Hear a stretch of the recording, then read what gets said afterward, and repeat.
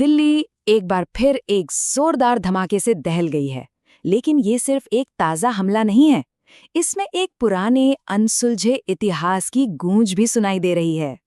तो सवाल ये उठता है, क्या ये सिर्फ एक और आतंकी हमला है या फिर इतिहास खुद को दोहरा रहा है? तो चलिए सबसे पहले ये समझते हैं कि 10 नवंबर 2025 को आखिर हुआ क्या था। सोचिए, शाम के करीब 6 बज रहे हैं। जगह है दिल्ली का ऐतिहासिक लाल किला और उसके ठीक गेट नंबर 1 के बाहर खड़ी एक I-20 कार में एक जबरदस्त धमाका होता है। सिर्फ 5 मिनट के अंदर पुलिस, फायर ब्रिगेड सब मौके पर पहुंच जाते हैं।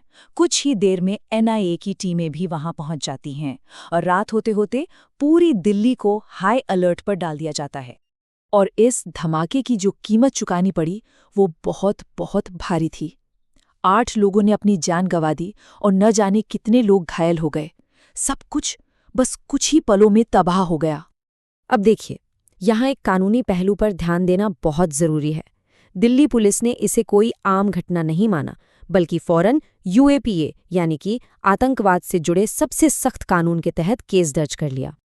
जाहिर है, सरकार के टॉप लेवल पर भी हड़कंप मच गया।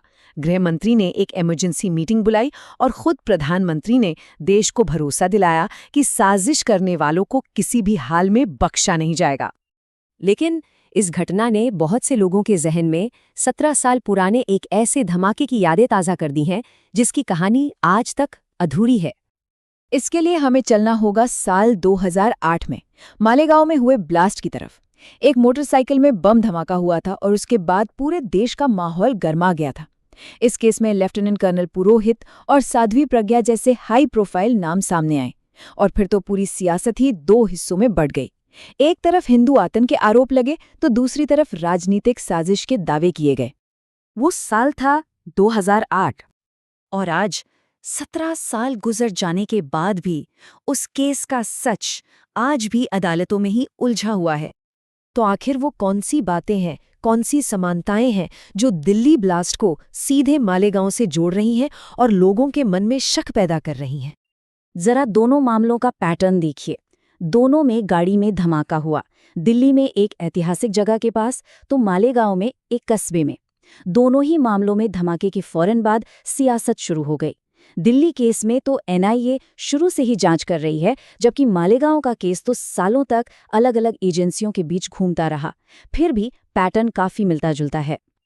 और जब हम दोनों मामलों के पूरे सफर को एक साथ रखकर देखते हैं तो ये पैटर्न और भी ज्यादा साफ हो जाता है।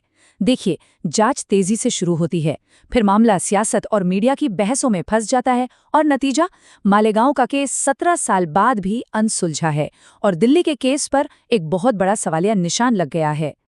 तो इन सब के बीच देश के लिए असल में दांव पर क्या लगा है? सड़कों पर, सोशल मीडिया पर लोगों के बीच बस एक ही आवाज है, हमें बदला नहीं, सिर्फ सच चाहिए। न धर्म न राजनीति, सिर्फ न्याय। चाहे मालेगांव हो या दिल्ली, हर धमाके के बाद बस एक ही आवाज गूंजती है, हम इंसाफ चाहते हैं। असल में ये धमाका हमारे पूरे सिस्टम के लिए एक इम्तिहान है, हमारी जांच एजेंसियों के लिए, हमारी सियासत के लिए और हम सबकी सामूहिक चेतना के लिए। इस जांच का जो भी नतीजा होगा वही आने वाले सालों के लिए जनता का भरोसा तय करेगा। और इसीलिए आखिर में सबसे बड़ा सवाल यही बचता है, क्या इस बार की जांच सच तक पहुंचेगी या ये भी बस एक और फाइल बनकर रह जाएगी? क्योंकि अगर सच सामने आया तो देश का भरोसा जीतेगा, लेकिन अगर सच फिर से कहीं खो गया तो यह सिर्फ एक और तारीख होगी, इंसाफ नहीं।